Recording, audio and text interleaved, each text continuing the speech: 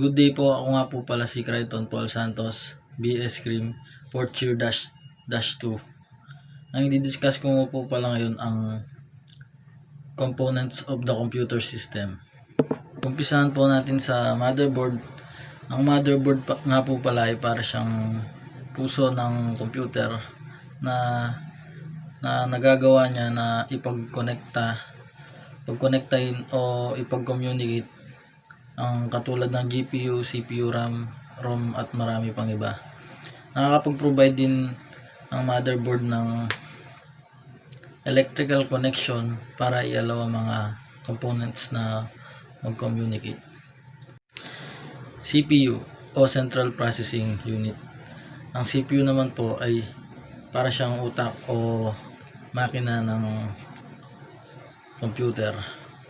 Ang CPU ay pinaka-main component ng computer na nagpo-process ng data and instruction, at kapag nag-open ka ng program, ang CPU naman ay ang nagpapatakbo nito. CPU fan naman po.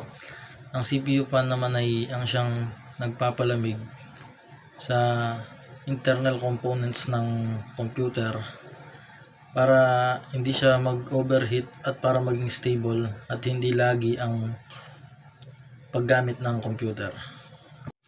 RAM naman po, ang random access memory. Ang RAM po ay para siyang kung gusto mo mag-multitask, mag-open ka ng maraming application, kayang-kaya niyang i-run nito, patakbuhin ng smooth at hindi nawawala o hindi nag-o-off yung mga in-open mong application. Parang kayang-kaya mo silang pagsabay-sabayin kahit maglipat-lipat ka pa ng application. Yun lang po. GPU naman po o Graphic Processing Unit. Ito naman po ay isang circuit na nagpapabilis ng graphics processing, na parang ito ang nagpapabilis ng mga picture, videos, nagpapabilis ng math calculations, pag-display ng mga image sa monitor, videos, animation sa computer monitor. Yun lang po. Ang PSU naman po o ang Power Supply Unit. Ito po ay ang nagre-regulate ng kuryente patungo sa mga components ng computer. Ang HDD naman po o hard disk drive ay nag-i-store ng data katulad ng music, videos, photos, applications at mga operating system. Sunod naman po at ang huli, ang PC case. Ang PC case naman po ay para siyang chassis ng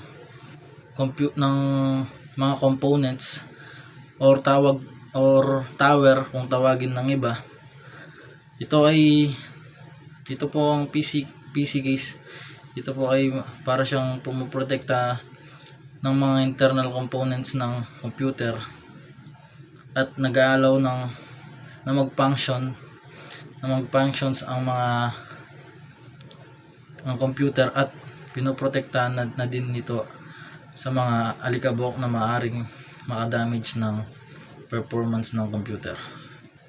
Ako nga po pala ulit si Crichton Paul Santos ng BS Cream, 4th year -2. Salamat po sa panonood. Thank you.